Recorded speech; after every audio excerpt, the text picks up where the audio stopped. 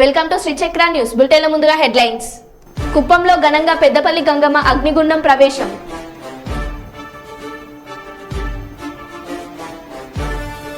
May Day వేడుకలను విజయవంతం చేయాలి, వాల్ పోస్టర్లు విడుదల చేసిన సిపిఐ నాయకులు.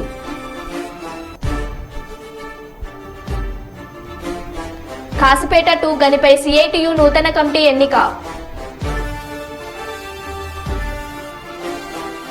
శ్రీ బ్రహ్మరాంబ మల్లికార్జున స్వామి ఆలయంలో ముగిసిన అగ్నిగుండాలు.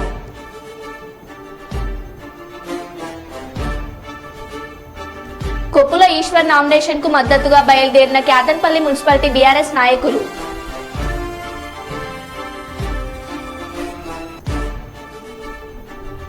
పర్యావరణ పరిరక్షణను ప్రతి ఒక్కరూ సామాజిక బాధ్యతగా గుర్తించాలి. ఇక వివరాల్లోకి వెళ్తే, ప్రపంచ కార్మిక దినోత్సవం మేడే వేడుకలను విజయవంతం చేయాలని సిపిఐ కేంద్రం కార్యదర్శి ఎండి అక్బర్ అలీ కోరారు. మందమరి ఏరియా రామకృష్ణపూర్ ఉపరితల గనిలో ఏర్పాటు చేసిన సమావేశంలో మేడే వేడుకల వాల్ పోస్టర్లను విడుదల చేశారు.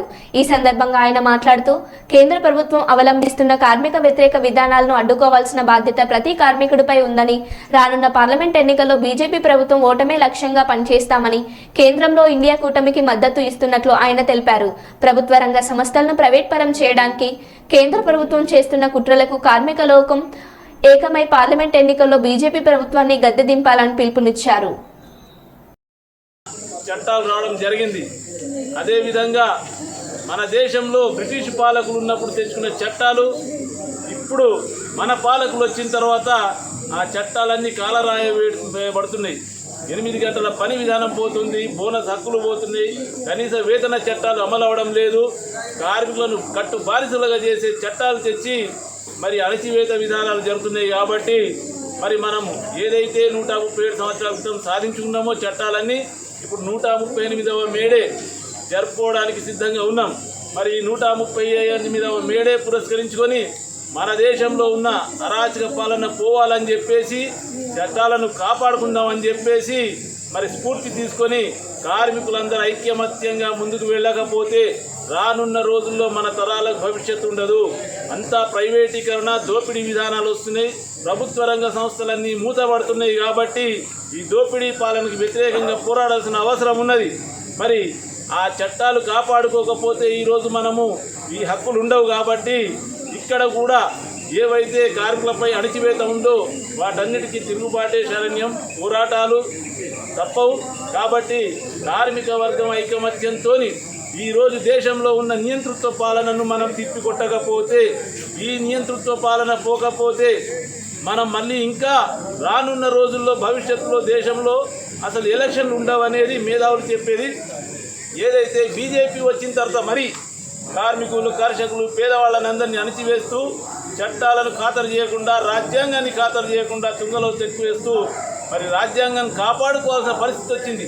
మనం ఏదైతే బ్రిటిష్కు వ్యతిరేకంగా పోరాడి తెచ్చుకున్నామో అవన్నీ ఇప్పుడు అన్నీ కాలరాసి వేసి అనువాదాన్ని తీసుకొచ్చేసి ఈ కార్మికులను ఎప్పుడో తరాల కింది బానిసత్వంలోకి నెట్టివేసే పరిస్థితి దేశంలో వస్తుంది. కాబట్టి దాని స్ఫూర్తితోనే మరి ఈరోజు ఉన్న బీజేపీ అరాచక పాలన పోవాలంటే రానున్న రోజులలో కార్మికులంతా ఐక్యమత్యంతో ఏదైతే అన్ని సంఘాలు కలిసి, అన్ని రాజకీయ పార్టీలు కలిసి వాళ్ళపై ఏదైతే తిరుగుబాటు అభ్యర్థులుగా పెట్టినరో మరి వాళ్ళను కూడా మనం గెలిపించడం ద్వారా ఈ అరాచక పాలనను వ్యతిరేకించి ఇండియా కూటమిని ముందుకు తీసుకెళ్తేనే మనమందరం ఐక్యమత్యంతో ఈ కార్మిక వర్గం, ప్రభుత్వ రంగ పరిశ్రమలు, మన భవిష్యత్తు, మన పిల్లల భవిష్యత్తు ఉంటుంది. కాబట్టి కార్మికులు ఈ 138వ మేడేను స్ఫూర్తిగా తీసుకొని ఈ అరాచక పాలనకు విధానంగా పోరాడదామని చెప్పేసి పిలుపునివ్వడం జరుగుతుంది.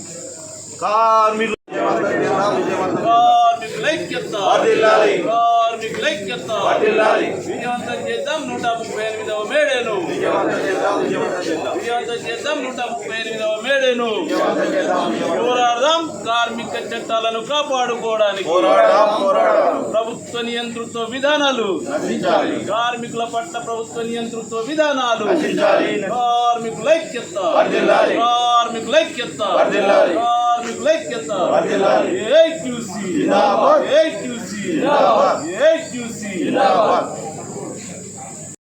దేవరూపల మండల కేంద్రంలోని శ్రీ బ్రహ్మరాంబ మల్లికార్జున స్వామి వార్షికోత్సవ కళ్యాణోత్సవంలో భాగంగా ఆదివారం తెల్లవారుజామున అగ్నిగుండాల కార్యక్రమాన్ని ఆలయ వర్గాలు భక్తి శ్రద్ధలతో నిర్వహించారు.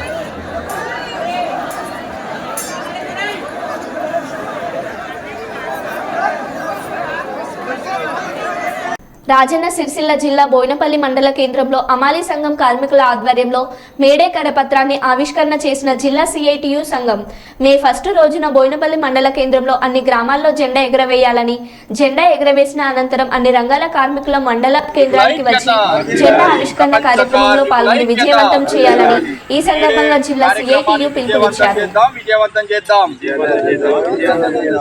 మేడే కార్యక్రమాన్ని విజయవంతం చేద్దాం. మేడే కార్యక్రమాన్ని విజయవంతం చేద్దాం. బోయిన్పల్లి మండలంలో కూడా మేడే కార్యక్రమాన్ని విజయవంతం చేద్దాం. అన్ని రంగాల కార్మికుల ఐక్యత, అన్ని రంగాల కార్మికుల ఐక్యత, విజయవంతం చేద్దాం మేడే కార్యక్రమాన్ని. జిందాబాద్ సిఐటియు, జిందాబాద్ సిఐటియు. ఈరోజు బోయిన్పల్లి మండల కేంద్రంలో అమాలి కార్మికుల ఆధ్వర్యంలో మే 1 మేడే కార్యక్రమం సందర్భంలో పురస్కరించుకొని ఇక్కడ కరపత్రం విడుదల చేయడం జరిగింది. ఈ మేడే ముఖ్య ఉద్దేశం ఏమిటంటే 1886 అమెరికా దేశంలో చికాగో నగరంలో ఏ మార్కెట్లో ఈ 8 గంటల పని విధానం గురించి, వెట్టి చాకిరి విముక్తి కోసం అలుపెరగని పోరాటం చేసిన సందర్భంలో, అప్పుడు కార్మికులు పోరాటం చేసిన సందర్భంలో, వెట్టి చాకిరి విముక్తి వ్యతిరేకంగా పోరాటం చేస్తున్న సందర్భంలో పోలీసులు ఓర్వలేక ప్రభుత్వాన్ని యాజమానులకు తొత్తులుగా మారి కాల్పులు జరిపిన సందర్భంలో అప్పుడు 8 మంది కార్మికులు అమరులైన సందర్భంలో వారి నెత్తుల నుంచి పుట్టిందే ఈ ఎర్ర జెండా. ఈ ఎర్ర జెండా సాక్షిగా అమరులను స్మరించుకునేందుకే ప్రతి సంవత్సరం మేడే కార్యక్రమాన్ని జరుపుకోవడం జరుగుతుంది. అప్పుడు 18 గంటలు 16 గంటలు పని చేయించుకొని యాజమానులు కార్మికుల శ్రమను దోచుకుంటున్న సందర్భంలో అప్పుడు ప్రభుత్వానికి వ్యతిరేకంగా పెద్ద ఎత్తున జరిగిన పోరాటంలో 8 మంది అమరులు కార్మికులు బలైన సందర్భంలో జరుపుకునే కార్యక్రమం ఈ మేడే కార్యక్రమాన్ని మనం ప్రతి సంవత్సరం మన హక్కుల కోసం, ఈ పని గంటల విధానం కోసం కొట్లాడుతున్నాం. కాబట్టి కార్మికులందరూ, అన్ని రంగాల కార్మికులు ఐక్యంగా ఉంటేనే ప్రభుత్వాలతోటి రేపటి రోజున మన సమస్యలపై, మన డిమాండ్లపై సానుకూలంగా ఎదుర్కొనే అవకాశం ఉంటుంది. కాబట్టి కార్మిక వర్గం అంతా ఒక తాటి మీద ఉంటేనే రాబోయే రోజుల్లో ప్రభుత్వాలతోటి మనం యుద్ధం చేసే పరిస్థితి వస్తే, కాబట్టి అందరూ ఐక్యంగా ఉంటేనే మన సమస్యలు పరిష్కారం అవుతాయి. కాబట్టి మేడే రోజున బోయిన్పల్లి మండలం లోపల అన్ని గ్రామాల అమాలి కార్మికులు, అన్ని రంగాల కార్మికులు జెండా ఆవిష్కరణ సిఐటి జెండా మేడే జెండా ఎగరవేయాలని చెప్పి సందర్భంగా జిల్లా సిఐటి పక్షాన అమాలి కార్మిక వర్గానికి, భవన నిర్మాణ కార్మిక వర్గానికి, అన్ని గ్రామ పంచాయతీ వర్గానికి, మధ్యాహ్న భోజన రంగం వర్గానికి, అన్ని రంగాలలో ఎక్కడోళ్ళు అక్కడ జెండాను ఎగరవేయాలని చెప్పి సందర్భంగా బోయినపల్లి మండల సిఐటి పక్షాన కార్మిక వర్గానికి విజ్ఞప్తి చేయడం జరుగుతుంది. జిందాబాద్ సిఐటియు, జిందాబాద్ సిఐటియు, వర్ధిల్లాలి కార్మికుల ఐక్యత, వర్ధిల్లాలి కార్మికుల ఐక్యత. కర్నూలు జిల్లా ఎమ్మిగనూరు వైఎస్ఆర్సీపీ ఎమ్మెల్యే అభ్యర్థి బుట్ట రేణుకకు ఘనస్వాగతం పలికిన కనకవీడు గ్రామ నేత కెఆర్ లక్ష్మీకాంత్ రెడ్డితో పాటు ప్రజలు, కార్యకర్తలు, పార్టీ నాయకులు, వాలంటీర్స్ పాల్గొన్నారు.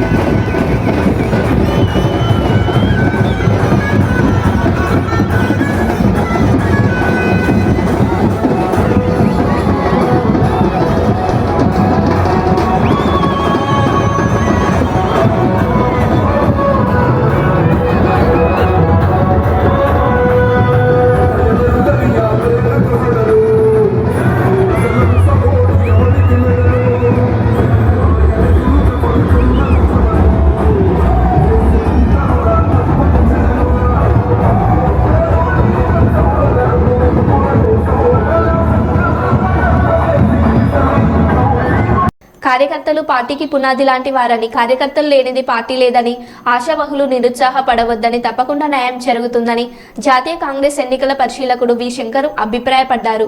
శనివారం జిల్లా కాంగ్రెస్ పార్టీ కార్యాలయంలో ఏర్పాటు చేసిన జిల్లా కాంగ్రెస్ సర్వసభ్య సమావేశం మరియు సార్వత్రిక ఎన్నికల సన్నాహక సమావేశంలో శంకర్ మాట్లాడుతూ, పార్టీ కోసం పనిచేసిన వారు టికెట్ల విషయంలో ఎవరైనా ప్రయత్నాలు చేసుకోవచ్చు, కానీ ఒకరికి మాత్రమే అవకాశం లభిస్తుందని, అలాంటప్పుడు సమిష్టిగా కాంగ్రెస్ పార్టీ గెలుపు కోసం అందరూ కలిసి పనిచేయాలని నిరుత్సాహపడవద్దని తెలియజేస్తూ 2-3 రోజుల్లో తప్పకుండా మీ నియోజకవర్గంలో కార్యకర్తల సమావేశం ఏర్పాటు చేస్తామని తెలిపారు. Sri Rahul Gandhi ji is the only person. He is only person who raising the voice for weaker section people in India.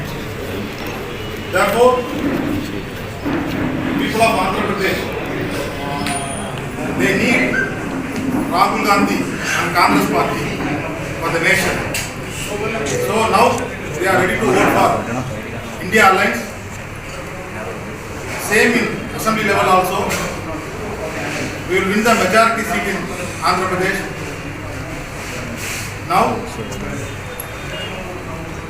here, along with the DCC president, then candidate, DCC committee people are here. So, we are going to discuss about the star campaign. They are asking, they need Rahul Gandhi campaign here in Karnool. So I came here to discuss all the forthcoming work for the election. Thank you.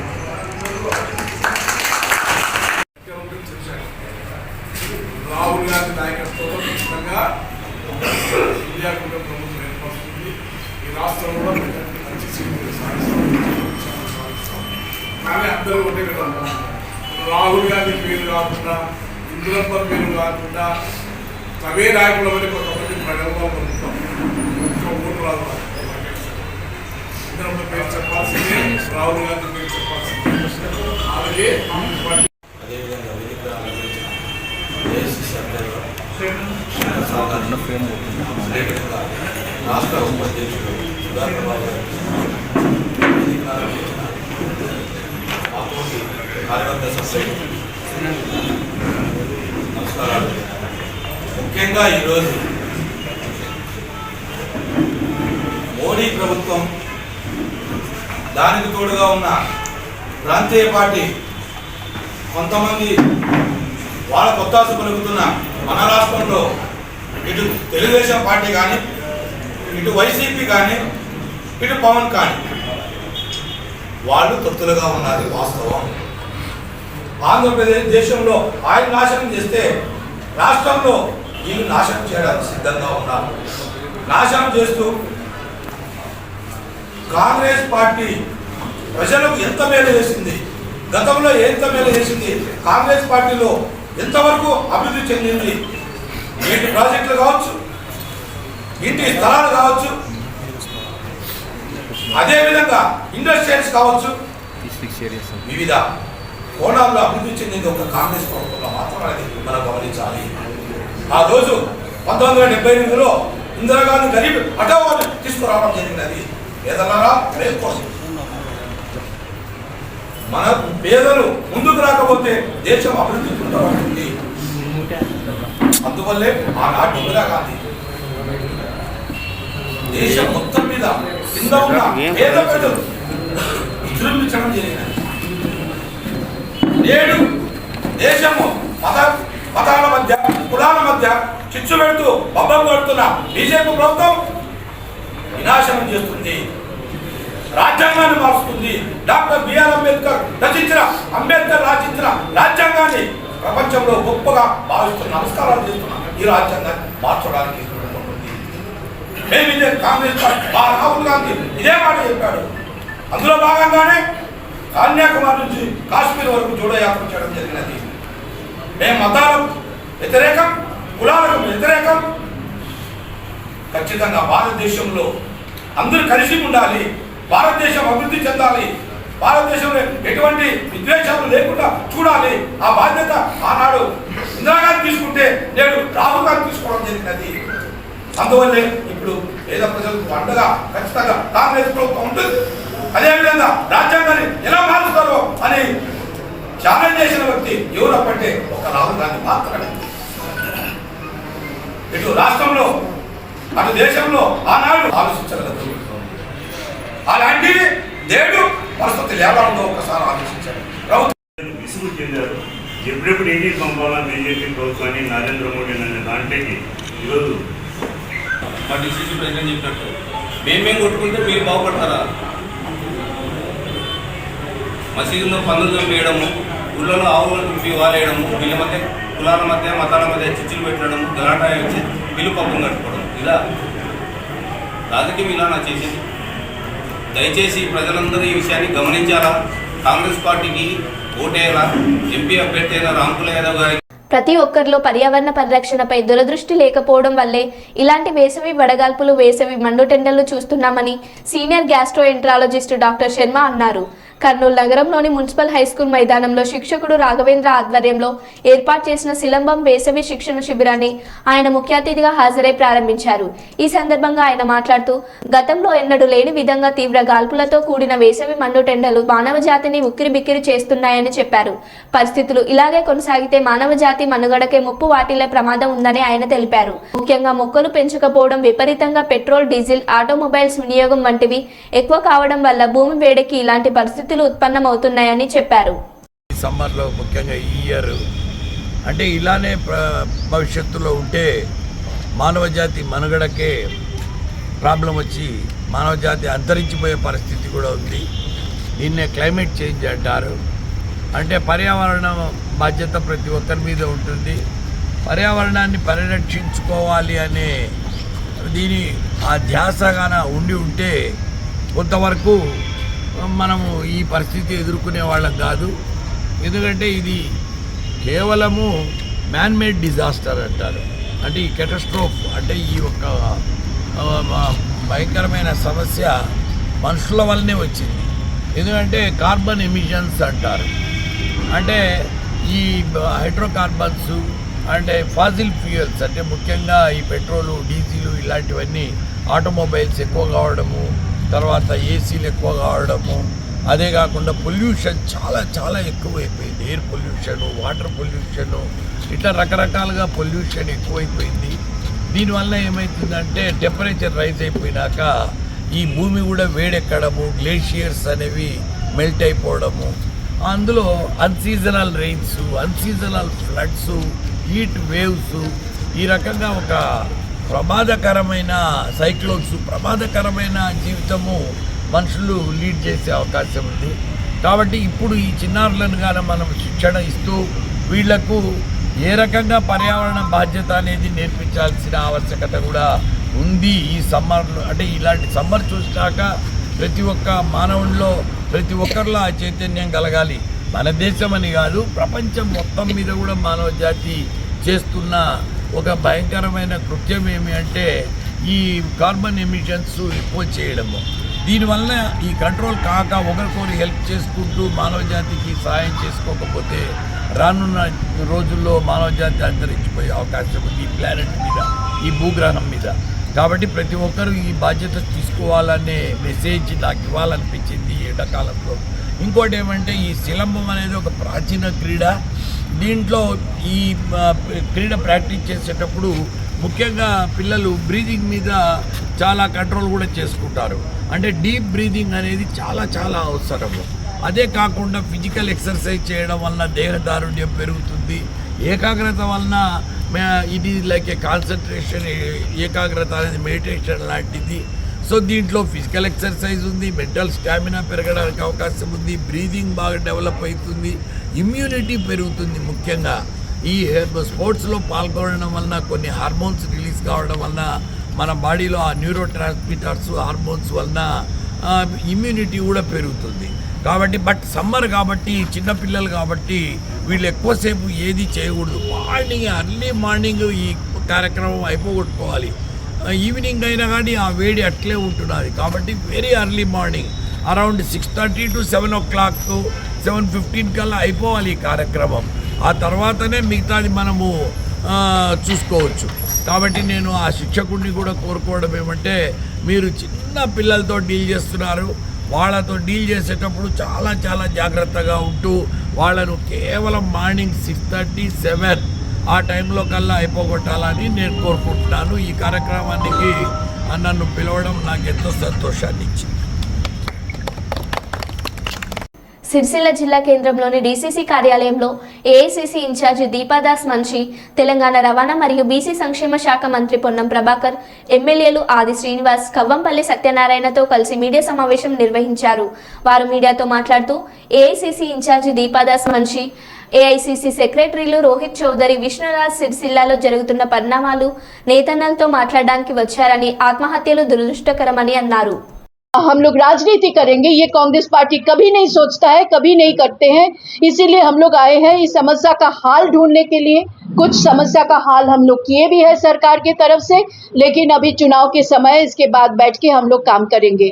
आप लोगों से ये दरख्वास्त है, आप लोग यहाँ के हो, आप लोग भी जानते हैं कैसे ये परिवार किस हालत में गुजारे हैं. अभी हम एक परिवार से मिलके आए हैं. उनका फादर जो हाल है, उनका पैरालिटिक पेशेंट है, उसका बेटा पोलियो है उनका, फिर भी वो थोड़ा सा काम करता है.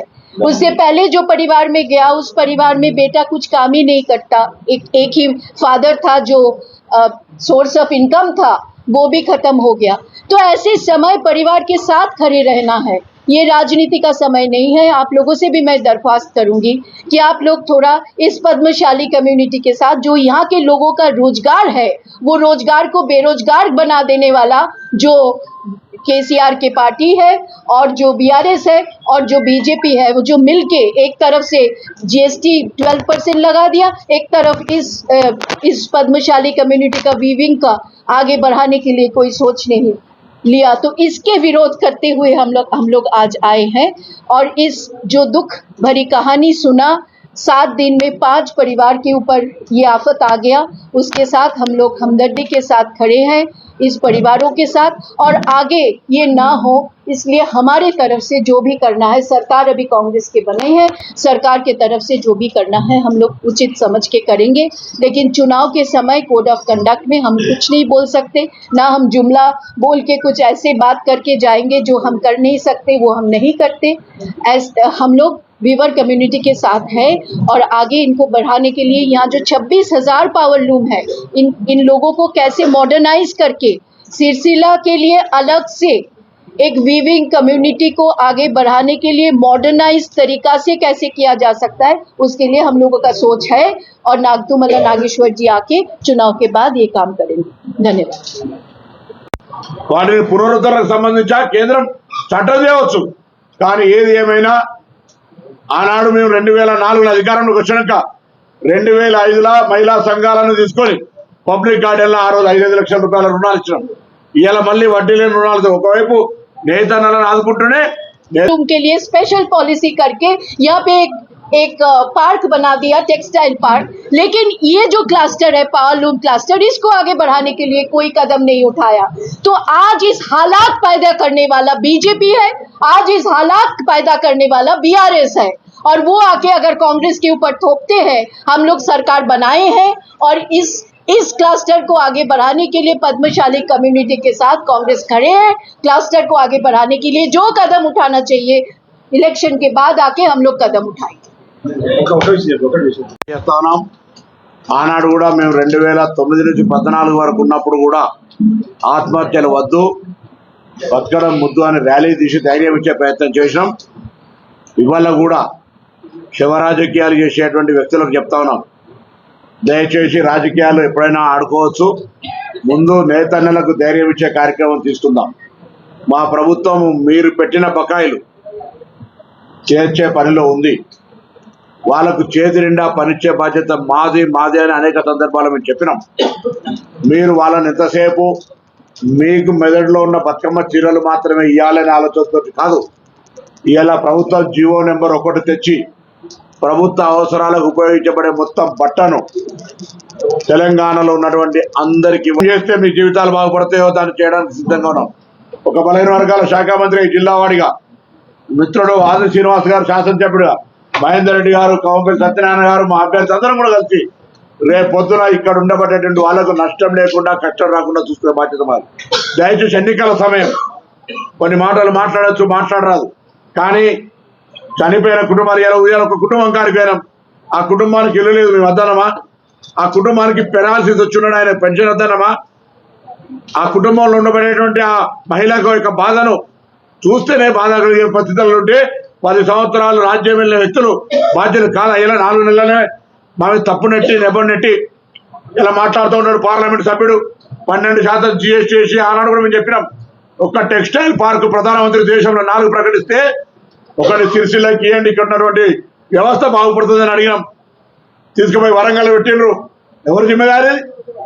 మేము అడుగుతున్నాం, పార్లమెంట్ సభ్యుడు 5 ఏళ్ళ ఎంపీ కదా, కేంద్ర ప్రభుత్వం నుంచి ఇక్కడ చేనేత రంగానికి ఏం చేసిన ఒక చిన్న పోసా దారం ఉందని చెప్పండి. మాటలు మాట్లాడతారు, శివరాజకీయాలు చేస్తారు, ఎక్కడి నుంచి వచ్చి పోటీ చేసినా ఏమేమో మాట్లాడతారు. ఇక్కడ నేతన్నల గురించి మీకు ఏం తెలుసు? బలైన వర్గాల నుంచి వచ్చిన ఆది శ్రీనివాస్ గారు మేము బరాబర్ వాళ్ళకి న్యాయం చేసే ఆలోచన ఉంది, మా ప్రభుత్వానికి ఉంది. దయచేసి ఎవరు కూడా ఆందోళన చెందొద్దు, ఆత్మహత్యలు చేసుకోవద్దు. గతంలో 12,000 అంత్యోదయ కార్డులు ఉంటే ఎందుకు రద్దు చేశారు? మరో బులెటిన్లో మళ్ళీ కలుద్దాం. Stay tune.